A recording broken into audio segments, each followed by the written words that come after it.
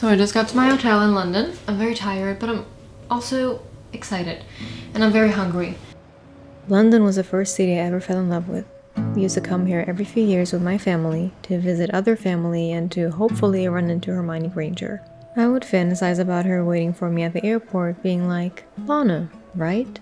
I've read the 540 emails you sent me and was wondering if you would like to feature in the next Harry Potter film. Yes, I was a big Potterhead, which I believe contributed greatly to my love for London. Anyway, although it was a love at first sight kind of thing, it was also a slow kind of love that grew over time, through creating fond memories with people I loved. London became home. This is what I want. I want that. The room of 12-year-old me back in Stockholm was London-themed. Canvases, pillows, knickknacks. The dream of 20-year-old me was to come and study here for a semester or two. I didn't visit London for a good 6 or so years until I went back in 2018, I believe, and I felt nothing. I'm here again, 2022, enjoying the food and the exploring, but the home feeling is gone, long gone. Falling in and out of love comes down to this feeling. This used to really excite me. This is where I wanted to invest my time and plan my future.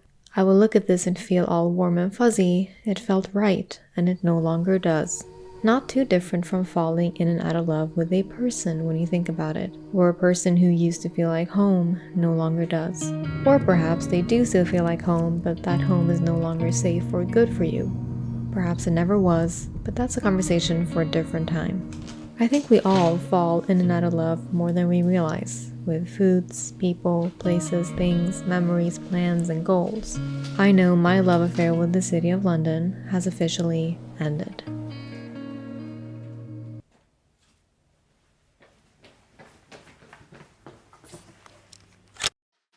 On my flight back to Stockholm, I thought a lot of just that, the idea of home. If I could summarize it in one word, home is where I feel ro, the Swedish word for tranquility, rest, quietness, inner peace, calm, serenity, harmony. It could be more than one place and it could mean a lot of things. It's the good feeling in your body when the pilot says we're about to land in said city. It's having someone you love anticipating your arrival. Even when I lived in LA, having a loved one pick me up at the airport made me feel like home. It's hearing your language being spoken, of understanding the currency, of knowing what level of cleanliness to expect from the airport bathrooms. Familiarity is the word. You know how when you visit someone else's home and it always has this distinct smell?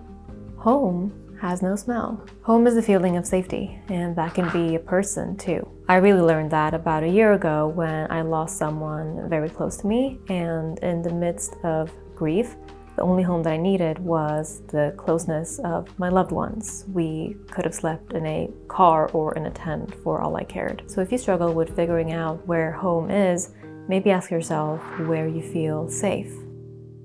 And it's also the little things like the sound of my dog's paws on the wooden floor or the sound of him chewing on a bone. It's knowing the water pressure in my shower, that one place that creaks when I step on it. Home is knowing exactly where and how to get to my favorite restaurant and park and grocery store. Soft lighting, always being greeted by the restaurant owner around the corner. The other dog owners that I run into as I'm out and about who have almost become friends at this point.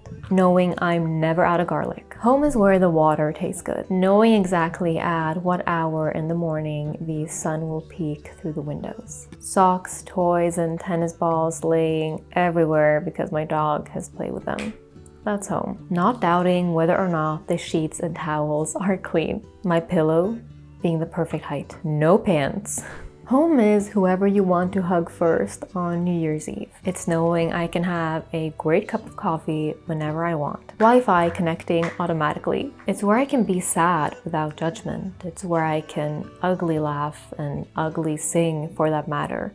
Home is where I don't need to explain myself. Feeling the weight of my dog as he jumps up on the bed at night. Mom's food is home. She could hand me an apple and somehow it tastes better than if I would have grabbed an apple myself.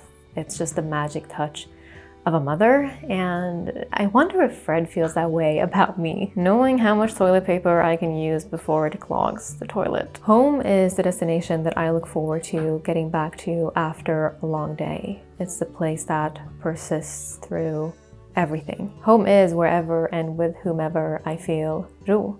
It's where I'm truly me. The sound of the engine of the yacht that I just bought to celebrate 1 million subscribers. Just kidding, there's no yacht. But there sure is 1 million subscribers, so thank you all so much. You have made this place feel like home too.